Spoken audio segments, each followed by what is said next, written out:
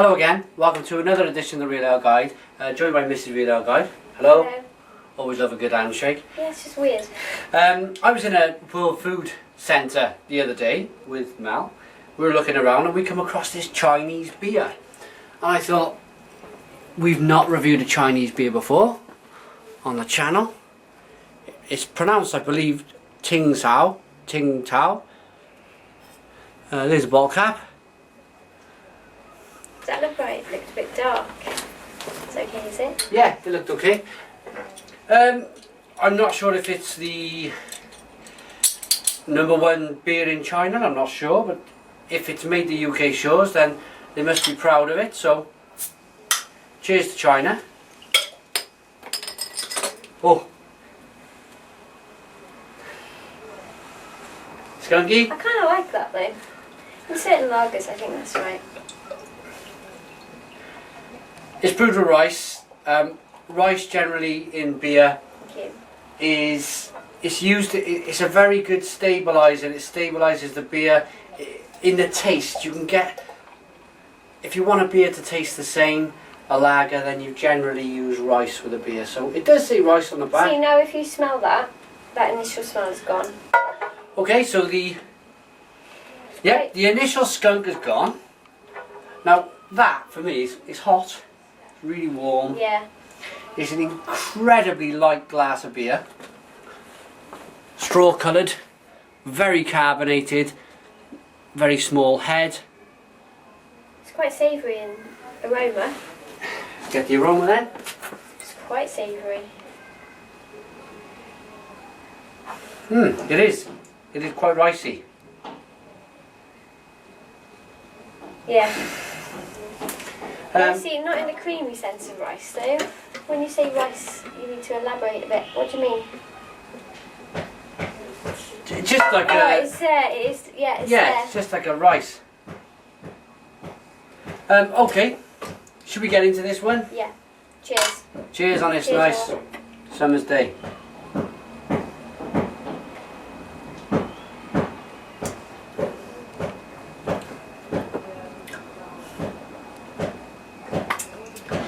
I've had a lot worse lagers. I've had a lot worse. It is just a regular style of lager. Well, it can't be because it's made from rice. Oh, it's really quite highly carbonated. A lot of beers, Budweiser's Which made you with expect. rice. Is it? Yeah. I quite like that flavour I've got in there. It's like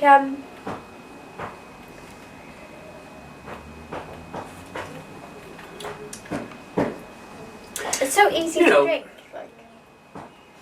To be fair to this lager, it's a little hoppy as well. You're getting a little bit of the hops. I mean, it's not massive like a pale ale or an IPA or nothing like that. But you do. It's very unusual for a mass-produced lager to have any kind of hop aroma and taste. Do you think? Yeah, yeah. And it's got like a little bit of a bitter bite to it at the end. Yeah, that's the hops. And I'm quite enjoying that.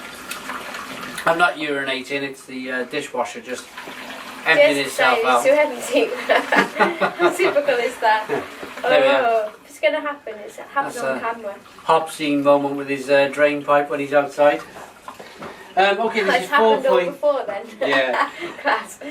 4.7% ABV. God, that's not bad, Very, is it? do you know, and You wouldn't know that. it's in a nice 640ml bottle. And it's not, the flavour's not overpowering. Like, I don't enjoy, like, for example, a Carling or a Carlsberg. No. I couldn't sit down and just drink that raw, if you like. I have to have something to line it up for me. Whereas, this is light. It's very light. That makes sense. Very refreshing. Yeah, the flavours it's producing or giving me are very, they're non-offensive. It's a bit of Quite sweet enjoying malt. it. Bit Yeah, of sweet malt. Yeah, I think so. And Yeah, so it is, as we were mentioning earlier, it is relatively malty in the sweetness, the sweet malts. It's relatively, well, not relatively, it's a little hoppy in the hop aromas.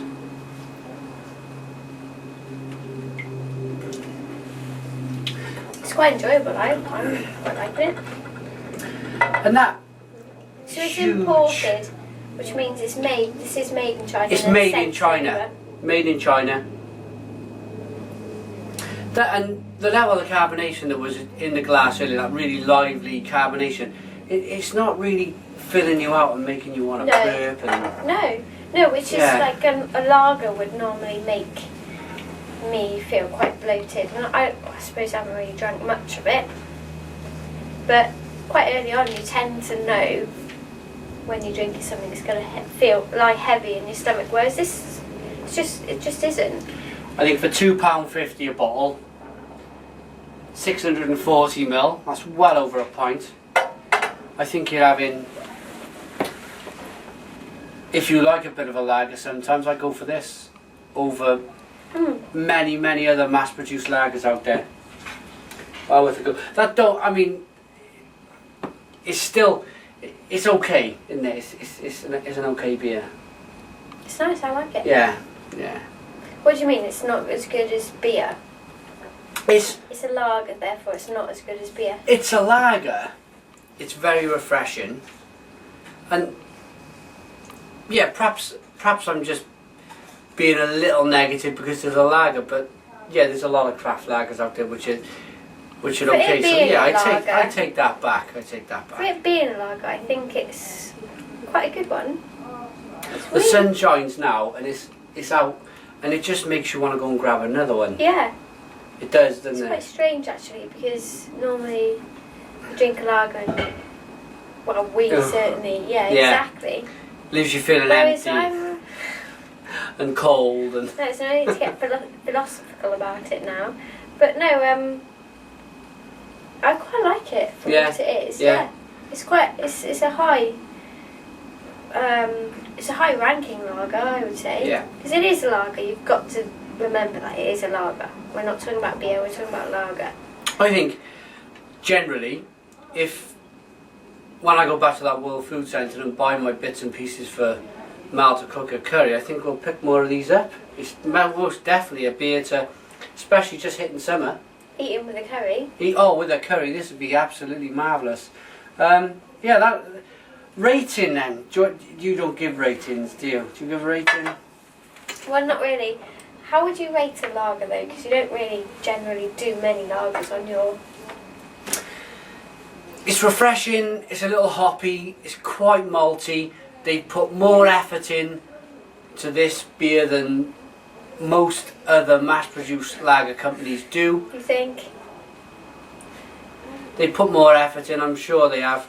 For me, it's a 7 out of 10. Yeah, it's not bad. Yeah, I'm going to give it 10 out of 10 because 10 out of 10. I'm not a beer snob, and I appreciate that. Yeah. What they've made, I think is refreshing. Now that's 10 out of 10 on a lager scale. There is a difference. Right. Okay. If you know what I mean. There is definitely a difference. It's not a beer, but as a lager, I do like it. I'd probably stretch it to a 9 or a 10 in a lager scale, but in a beer scale, I'd give it a 7. It's solid enough for 7. In a beer scale, you'd give it 7. Putting it up against ales from all over the world, I'd give this a 7. So that's really good. Yeah. That's really good. Now, what would you give it? On a beer scale, well, I would quite happily drink another of these, whereas I've just reviewed a beer myself, and I don't think I could pick that up again. So, yeah, I think you're right, actually. Naughty Winchwood. Okay. Winchwood. Should we knock these back? Yeah. Cheers.